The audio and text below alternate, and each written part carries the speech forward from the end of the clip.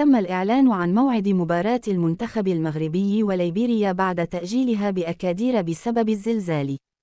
فقد حددت الكونفدرالية الإفريقية لكرة القدم يوم 14 من أكتوبر القادم موعداً لإجراء مباراة المنتخب الوطني ضد ليبيريا برسم الجولة الأخيرة من الإقصائيات المؤهلة لكأس أفريقيا للأمم التي تستضيفها الكوت ديفوار في يناير وفبراير، وذلك بعدما تم تأجيل المباراة بسبب الزلزال الذي عرفه المغرب يوم الجمعة الماضي.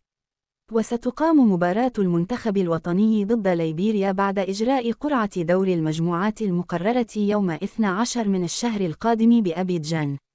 وكانت الكونفدرالية الإفريقية لكرة القدم قد وافقت على طلب الجامعة الملكية المغربية لكرة القدم بتأجيل مباراة الأسود ضد ليبيريا، على اعتبار أن الأمور قد حسمت بالمجموعة 11 بتأهل المنتخب الوطني إلى جانب جنوب أفريقيا، فيما خرج منتخب ليبيريا من السباق باحتلاله المركز الثالث والأخير.